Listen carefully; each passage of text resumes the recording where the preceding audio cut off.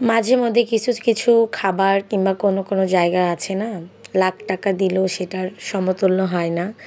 Same আজকে আমি ওই খাবারটা খেয়েছি, ছোটোবেলার কথা মনে পড়ে গিয়েছে, অনেক তৃপ্তি এসে গিয়েছে। তো যাই হোক, আজকে আপনাদের সঙ্গে শেয়ার করবো আমরা কোথায় গিয়েছিলাম, কি করলাম।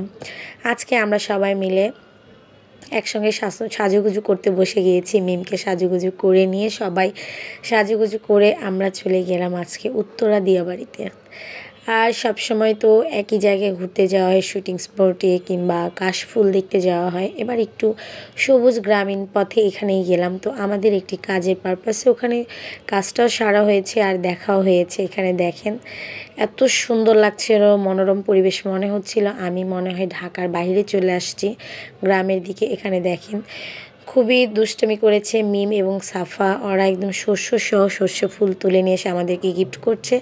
আর এখানে দেখেন এক সাইডে না দেশি পালং শাক লাগিয়েছে, দেখতে এত সুন্দর।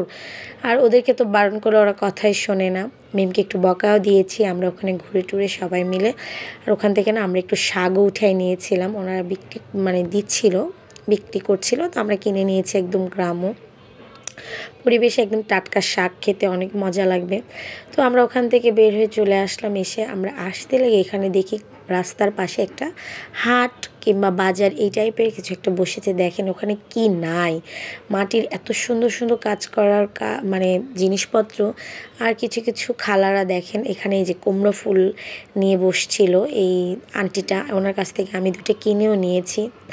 আর যে খাবারের কথা বলছিলাম আমি অনেক খুশি, আর সেটা হলো এই ভুট্টা পোড়া। এটা আমি মেবি 2 থেকে 2.5 বছর পর খেলাম, 2-2.5 বছর আগে এক জায়গায় পেয়েছিলাম, এটা এতদিন পর। আর এইটা খেতে যে আমার এত ভালো লাগে। মিমো একটা নিয়েছে, তো ওরা সবাই একটা একটা করে নিয়েছে, বেবিরা খায় নাই, বাট আমি একা 2টা খেয়েছি। এখানে আমার ভাইকেও দিয়েছে দেখেন। আর এখানে না এত সুন্দর করে আমরা প্রত্যেকে দেখেন একটু ভিডিও ছবি উঠাচ্ছিলাম। আবদুল্লাহ, সাফা, সাফা আর মিম খেতে পারে না, বাট আমরা সবাই খেয়েছি।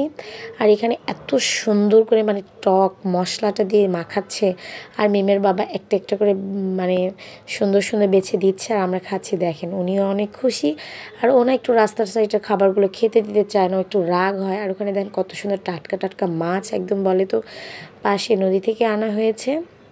তো এগুলো খেয়ে বাচ্চাদের ঝাল লেগেছিলো। ওরা তো আইসক্রিম খেয়েছে শীতের মধ্যে, যদিও খাওয়া উচিত না, কিন্তু ওদের জেদের কাছে প্রতিবারই আমরা হেরে যাই, আজকেও হেরে গেছি। ওই যে বললাম না, দেখেন বাবা মেয়ের কত ভালোবাসা, আমি চেয়েছি আমাকে দেয় নাই।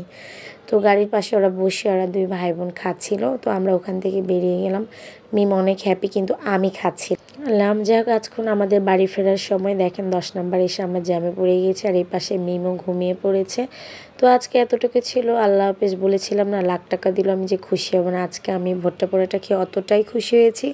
আমি অনেক খুশি, অনেক অনেক অনেক দোয়া মিমের বাবা।